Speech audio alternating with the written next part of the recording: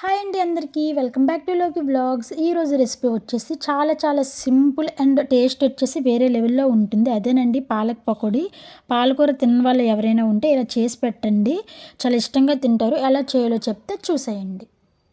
First పాలకూరని తీసుకోండి, దానిలో కాడలన్నీ కట్ చేసి ఓన్లీ ఆకులనే తీసుకుని పెద్ద పెద్దగా కట్ చేయండి. దానిలోకి 2 లేదా 3 ఆనియన్స్ని తీసుకొని స్ట్రైట్గా కట్ చేయండి.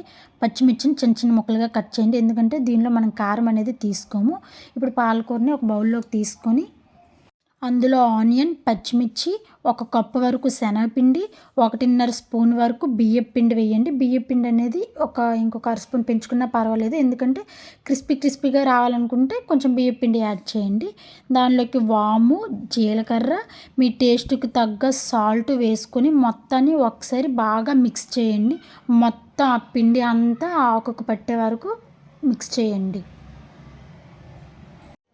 కొంచెం వాటర్ వేయండి. ముద్దని చాలా గట్టిగా కలుపుకోండి. లూజ్గా కలిపితే ఆయిల్ అనేది పీల్చేస్తుంది. దీనిలోకి మనం ఎలాంటి ఫుడ్ కలర్ అనేది యూజ్ చేయట్లేదు. బయట ఫుడ్ కలర్ యూజ్ చేస్తారు కాబట్టి కొంచెం కలర్ఫుల్గా కనిపిస్తుంది. ఇప్పుడు డీప్ ఫ్రైకి సరిపడా ఆయిల్ వేసుకుని ఆయిల్ హీట్ అయ్యాక ఇంకా మనం పకోడీ వేసుకోవడమేనండి.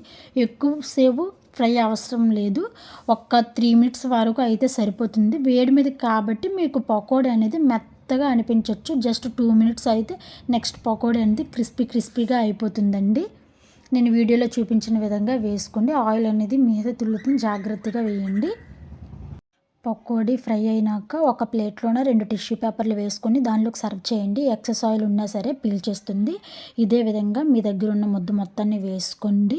మన రుచికరమైన పాలక్ పకోడీ అనేది రెడీ అయిపోయిందండి. చాలామంది ఆకుకూరలు అనేవి తినరండి. సో ఆకుకూరలు ఎలా అయినా సరే మన బాడీలోకి వెళ్ళాలి కాబట్టి ఆకుకూరలు మన బాడీకి చాలా మంచివి. సో తినని వాళ్ళు ఎవరైనా ఉంటే వాటిని వేరు రకాలుగా వండుకొని తినండి. తినడం అయితే మానద్దు. Healthy, simple and tasty recipe అండి. మీరు కూడా ట్రై చేయండి. Thanks for watching. Please subscribe my YouTube channel లోకి వ్లాగ్స్.